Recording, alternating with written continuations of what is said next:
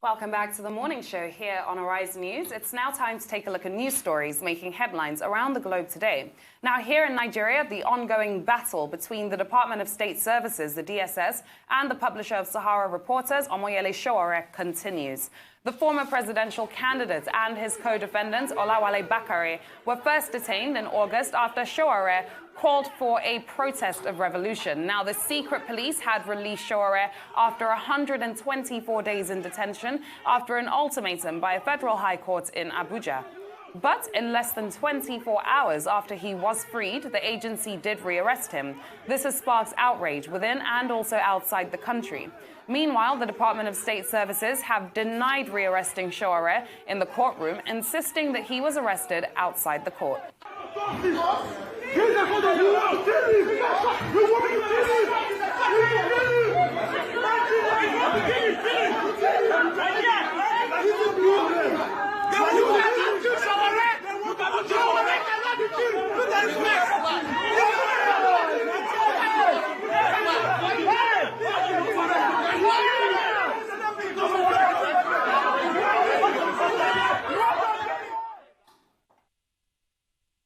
Now, following the statement by the Department of State Services that its officers didn't invade the courtroom to arrest Omoyele Sowore, human rights lawyer Femi Falana has rejected this claim. Falana said that the leader of the DSS team who invaded the courts has tendered an apology to Justice Ijeoma Ojukwu for their alleged misconduct. In a statement issued on Saturday, December 7th, 2019, Falana said that the Secret Service is pretending to forget that the abominable desecration of the Federal High Court was covered live by domestic and also international media outfits and journalists. Now, Falana says that in light of the ongoing or foregoing, we reiterate our demand for the release of only Sowore in obedience to court orders, pending the verdicts and the court in their trial, and it's common knowledge that this country was ruled by military dictators for about 3 decades. On no occasion did security operatives invade court premises to arrest political activists inside a courtroom. Therefore, the bizarre harassment of courts cannot be tolerated under a democratic government, that claims to be operated under the rule of law. And this has sparked rage. This has sparked outrage, both domestically and internationally. The DSS came out with their statement saying that they did not rearrest Sowore inside of the courtroom. The arrest happened outside of the courtroom and that his supporters staged this. But in that statement that was also given by SAN Femi Falana was also stated that there were also officers that were in mufti. So this is a situation that has been exposed. This is a situation that has been covered by the media. What is your take on this, Doctor? Well, I think it's, Femi Falana or SAN's word against that of the Department of State Services and vice versa. You recall that when that drama occurred in the court of Justice Ijeoma Ojukwu, it sparked outrage, as you said, both locally and internationally. And many Nigerians particularly called for the direct intervention of President Muhammadu Buhari. In fact, many called for the dismissal of the Director General of the Department of State Services. They likened what happened in the Federal High Court, Abuja, Court number 7, presided over by Justice Ojukwu, as akin to the invasion of the National Assembly previously by the same Department of State Services, leading to the removal from office by then acting President Yemi Osinbajo, as Director General of the DSS, and that's, the former Director General, Lawal Daura. Yes. Now, in response to that, the DSS must have realized that their reputation was at stake, that their image was already being further battered.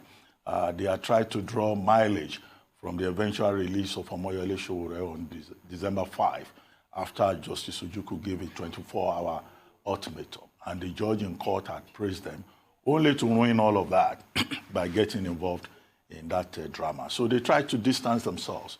Peter Afunaya, the spokesperson of the DSS, then issued that statement on December 6 to say that, the DSS officials, yes, they were outside within the perimeter of the High Court, but at no time did they go into the court.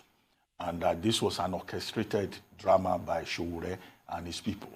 Afunaya wrote, clearly, he says that it was his people that seized him. That was what he said.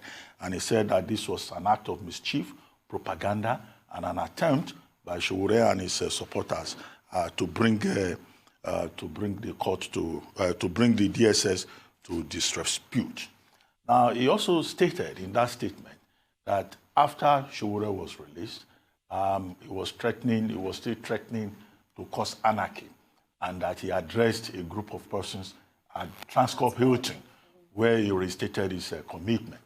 And I think that he indicated that because the terms of his bail, or Sowore's bail, had made it clear that he should not at any time grant interviews. So, and that's a violation. Now, he also said that the Department of State Services, we all recall, had warned that there was a plan, and that was in a statement issued on December 3, had warned that certain persons were planning to destabilize the country during the Yuletide season. So he used all of this to prove that, Sowore was lying or was involved in orchestrated drama. But if you look at reactions since then, I do not think that many Nigerians are convinced that the Department of State Services is telling the truth. If any at all. Yeah, because of the way the Department of State Services had handled 2 previous court orders that had been given, and how they have shown a determination under the guise of protecting national security not to obey court orders.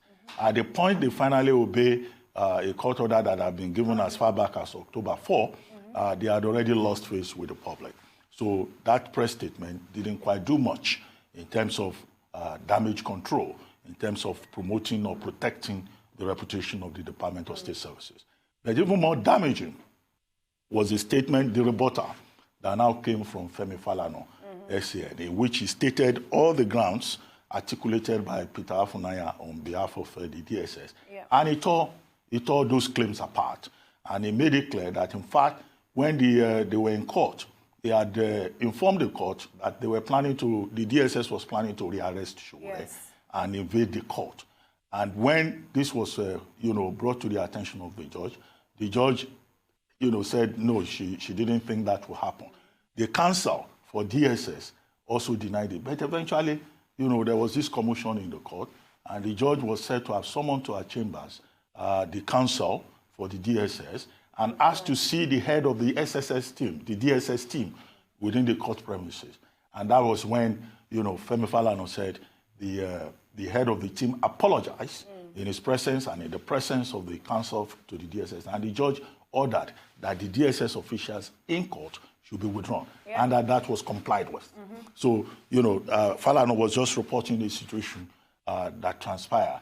And then he then said further that there was no order of warrant, there was no order of detention, there was no arrest warrant, and that the DSS officials wore mufti and also disguised. And there were some of them who were also masked, and they came into the court. Some in black and white as lawyers. And the argument that Sowore's people, supporters, were the ones trying to, manhandle him in the court does not stand. Because, even if that was the case, didn't the DSS have a responsibility to ensure that, they didn't allow that to happen? And as to the argument that Sowore has been granting interviews, it is not within the powers of the DSS to enforce the law. The only place to go is to go back to report back to the court and say, look, Sowore has been granting interviews contrary to the terms of his bail. But as I said earlier, the public sympathy, both locally and internationally, is on the side of Omoyele Sowore. Because of the way his matter has been handled so far. Absolutely. And just moving on with this story, the presidency have also broken their silence on the Omoyele Sowore case in a statement yesterday that came out via Garba Shehu, the presidential spokesman, that said that Sowore is a person of interest in or to the secret police. And I quote, "The DSS does not necessarily need the permission of the presidency in all cases to carry out its essential responsibilities that are laid down in the Nigerian constitution, which was the foundation for the restoration of democracy in our country in 1999. However, it should not surprise anyone who has followed his actions and words that Sowore is a person of interest to the DSS." End quote. On that note, we will go on a very short commercial break, and when we're back, we'll continue with the news headlines. Stay with us.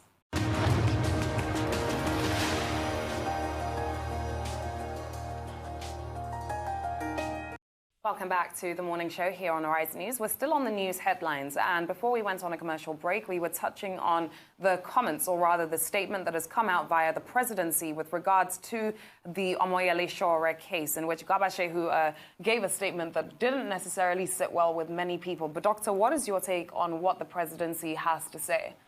Well, I still can't figure out why, Garba Shehu felt it was necessary to issue that statement. Because that's like, just annoying people the more with, statements that do not quite sound logical. But I guess, if I can guess, that he was trying to react to the manner in which many Nigerians and also international observers were directly blaming President Buhari for what had happened.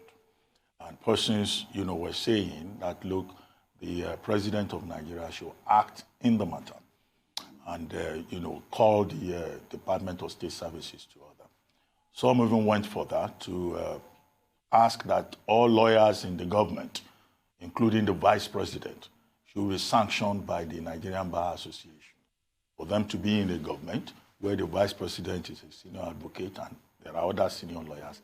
And this kind of, sordid drama will take place involving the Department of State Services and causing Nigeria very serious embarrassment. You will recall that around the time also internationally, there was the U.S. Senator Menendez, who is, the senator for New Jersey, which is Showore's constituency in the United States. His wife is an American. He himself, is basically domiciled in the United States. And he had said that, look, the United States is not going to stand by and allow the Nigerian government to silence or, humiliate people just because they hold a different opinion. And that resonated widely. So maybe Garba Shehu felt a need to defend the president. And he said that, look, all the people who have been commenting should realize that Sowore is a person of interest to the state and that he's not being taken to trial because he says because he's a journalist or an activist, but because he had called for a revolution, and that Nigeria cannot stand idly by. In fact, no country in the world, he says, will stand idly by and allow anybody to make statements or engage in actions that could threaten the integrity of the state. Then secondly, he said that, it's not within the purview of the president to dictate what the DSS does, the Department of State Service, that the secret police has its own constitutional mandate and that they acted in line with their mandate. And, they don't need presidential directive to be involved. But, what you can say to that is that when you have a situation whereby an arm of the executive of government, because the DSS falls under the executive arm of government, does things that could bring that government itself into disrepute, the president, as the head of the executive at the federal level, has the responsibility to step in. So Garba Shehu's argument that the president does not need to get involved, does not sound convincing to anybody. In any case, the Director General of the Department of State Services is an appointee of the president. And there are rules of engagement, and clearly there are also best practices, even for intelligence agencies. The key argument is that the Department of State Services has been routinely breaching the rule of law and conducting itself, as an army against the interests of the Constitution or of the people themselves. Garba Shehu did not address this, even though he quoted the Constitution. So that is where it is. I think in this matter, public communication should, attract greater caution and carefulness, on the part of those who speak for government in whatever department or agency. Absolutely. Because this weekend, they failed the test. They did, because, they've also alleged that the DSS only necessarily even released him to begin with because of the amounted pressure that had been put on them to obey the court orders. And there's a lot of pressure that's happening right now. Senator Menendez from the New Jersey constituency in the States is going to be working closely, I believe, with the U.S. ambassador to Nigeria. It was reported to secure his release. You also have the NBA calling on the National Assembly to impeach the president if he refuses or if he fails to sack the DG of the DSS, Bichi. So there's a lot that's going on right now, and there's a lot that's being said. But this is the response based on that. So the question is, do they really hear the people?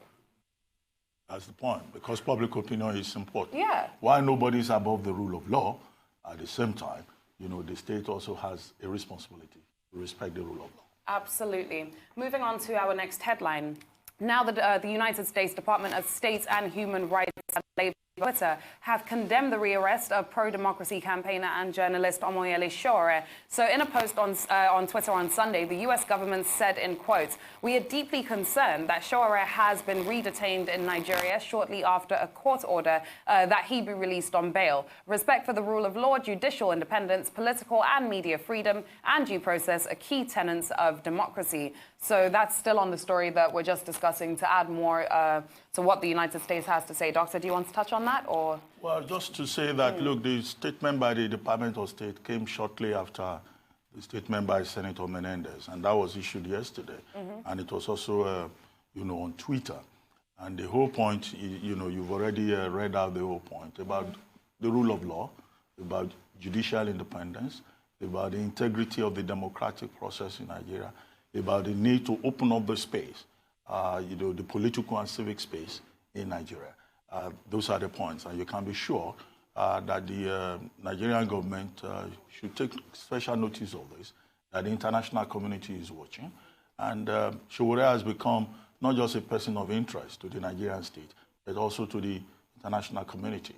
And that's why some people say that, the way this particular matter has been handled, the Nigerian government may have inadvertently turned Sowore into a hero, a global hero, and as a symbol for democracy, the way they're going about it. Even if at the end of the day they put in a nolle prosequi and stop the case, so much damage has been done by mishandling the process. Absolutely, and I don't know how it can be undone in any way. Now, on to our next headline. President Donald Trump has warned that North Korea's Kim Jong-un has, in quotes, everything to lose through hostility towards the United States after Pyongyang said it had carried out a major new weapons test. Now, the announcement of Saturday's test came just hours after Trump said that he would be, in quotes, surprised by any hostile action from the North, emphasizing his, in quotes again, very good relationship with Kim. Trump and Kim engaged in months of mutual insults and threats of devastation in 2017, sending tensions soaring before a diplomatic rapprochement the following year. Now, the pair have met 3 times since June 2018, but with little progress towards denuclearization. Pyongyang has set Washington a December 31st deadline to make new concessions to kickstart stalled talks. So, all talk, I don't want to say but no action, but all talk but no action. They don't seem to know where this is really going to end, and it just keeps going back and forth. Doctor, we now have a new test that happened over the weekend. What is your take on this story? Well, when they met June 2018 in Singapore, that was the first meeting. Shortly after that, this satellite launching site, the Sohae satellite launching site, one of the agreements between President Trump and President Kim Jong-un was that, that site should be dismantled. And satellite images were shown shortly after, indicating that North Korea was indeed taking steps to dismantle that ballistic missile construction site in Sohae. Now, and that led to the opening of the thawing of the frosty relationship between the United States and North Korea. And then, of course, the last meeting that was held was in Vietnam, Hanoi, this year. But all the meetings that the two presidents have had, the U.S. continues to insist on denuclearization without conditions. But North Korea is insisting that, its economy is suffering heavily from the sanctions that have been imposed on it, and that progress can only be made if those sanctions, are reduced. North Korea also made demands on, the European allies of the United States. But since that February meeting, there have been, back and forth talk about whether the negotiation will enter its new phase or not.